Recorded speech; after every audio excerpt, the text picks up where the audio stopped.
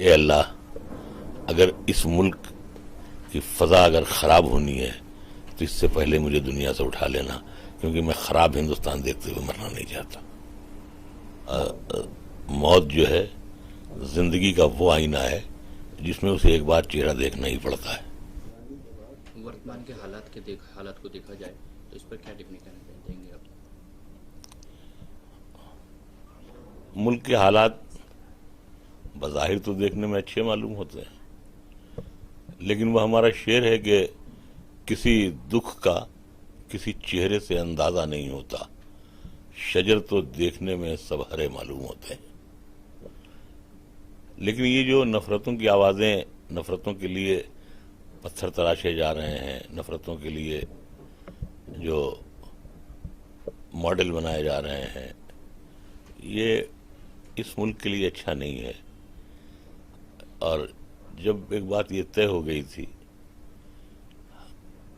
متفقہ طور پر، پورے ملک کے سیاستدانوں نے بھی اس کو مان لیا تھا، علماء نے بھی مان لیا تھا، دانشوروں نے مان لیا تھا، پڑھے لکھے لوگوں نے مان لیا تھا، دیہاتی و گنوار لوگوں نے بھی مان لیا تھا کہ ٹھیک ہے، سپریم کورٹ جو فیصلہ کرے گی وہ فیصلہ ہم دونوں مانیں گے، ہم سب مانیں گے۔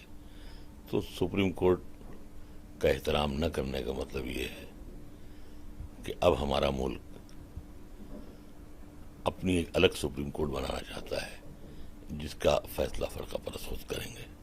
یہ اس ملک کے لیے خطرناک ہے، اور میں صرف یہی عرض کرنا چاہتا ہوں جو میں نے پچھلے دنوں جب میں کینسر کے آپریشن کے سلسلے میں ہندوجا اسپتال میں بھرتی تھا تو مجھ سے کسی چینل والے نے آ کر سوال کیا تھا کہ یہ بتائیے کہ اگر یہ آپ کی زندگی کا آخری انٹرویو ہوا اور آپ ہندوجا سے واپس نہیں گھر پہنچ سکے تو آپ کیا کہنا چاہتے ہیں؟ سوال بڑا اس نے مشکل کیا تھا۔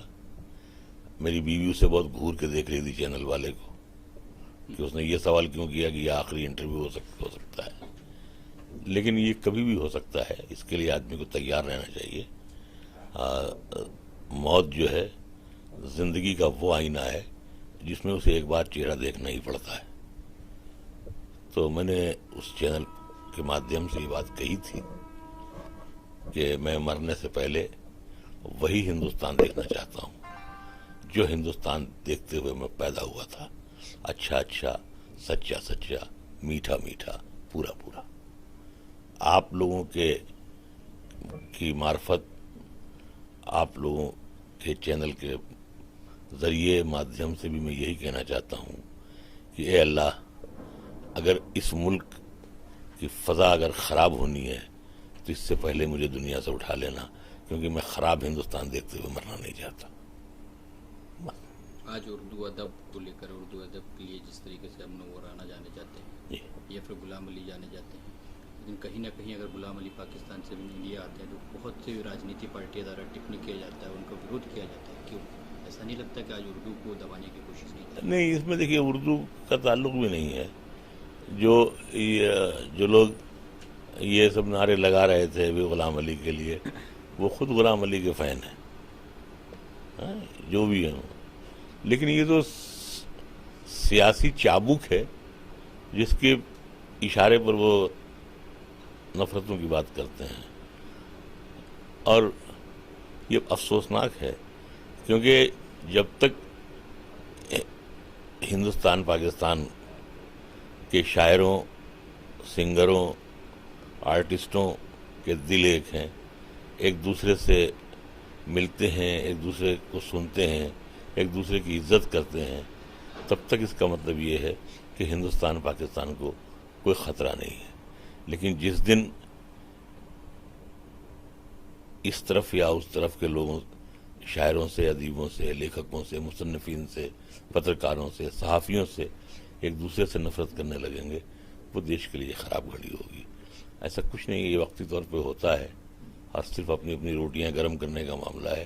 اصل میں ہندوستان کو لوگوں نے ایک توا سمجھ لیا ہے، ہر شخص اپنی روٹی سینک رہا ہے، جس کی روٹی پک جاتی ہے وہ چلا جاتا ہے، یہ نہیں سوچتا ہے کہ وہ ملک کو 20 برس پیچھے کیے دے رہا ہے، 30 برس پیچھے کیے دے رہا ہے، 50 برس پیچھے کیے دے رہا ہے۔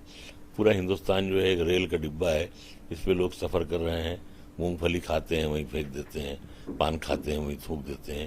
یہ نہیں سوچتے ہیں کہ یہ میرے ملک کی گاڑی ہے، یہ میرے ملک کی ٹرین ہے، یہ میری سمپتی ہے، یہ میری جائیداد ہے. تو ہمیں دکھ اسی لیے ہوتا ہے کہ میرے والد پاکستان اسی لیے نہیں گئے تھے. انہوں نے کہا تھا کہ نہیں، ہم ہندوستان میں رہیں گے، اگر کوئی کام نہیں ملے گا تو ہم اپنے بزرگوں کی قبروں کی دیکھ بھال کریں گے. تو اس لیے ہم یہ چاہتے ہیں کہ ہم ہندوستان، زندہ ہندوستان، اچھے ہندوستان کی دیکھ بھال کریں، چاہے ہمیں اس ملک کے لیے جان دینا پڑے. اور ہمارا شعر ہے کہ چلو چلتے ہیں مل جل کر وطن پر جان دیتے ہیں، بہت آسان ہے کمرے میں بندے ماترم کہنا. لفظ ماں، جس نام سے لفظ ماں کا نام آتا ہے، کہیں نہ کہیں آپ کا اس میں جڑا ہوا ہوتا ہے منور رانا تھا. جی، لفظ ماں کے اوپر ہمارے درشکوں کو کیا بتانا چاہیں گے؟ 2-3-4 لائن. دیکھیے، اصل میں ہمیں اس ملک میں جو پیدا ہو کر خوشی ہوئی تھی یا ہے یا رہے گی، وہ اس لیے کہ اس ملک میں ماں سے محبت اور سمان اور عقیدت کا یہ عالم ہے کہ ہم گنگا کو ماں کہتے ہیں، سرسوتی کو ماں کہتے ہیں، جمنا کو ماں کہتے ہیں. ہماری عقیدت کی انتہا ہے کہ ہم گائے کو بھی ماں کہتے ہیں. اگر اس ملک میں اگر کسی کا گھر جلا کر، کسی کو جلا کر اس کی ماں کی آنکھوں میں میلے آنسو رکھے جاتے ہیں تو اس کا مطلب ہے کہ وہ دیش اچھا نہیں رہے گا. اس لیے ماں کا سمان کیجئے، ماں سے محبت کیجئے، کسی بھی ماں کی آنکھوں میں آنسو نہ آنے دیجئے. ہمارا ایک شعر ہے کہ تلوار تو کیا میری نظر تک نہیں اٹھی، اس شخص کے بچوں کی طرف دیکھ لیا تھا.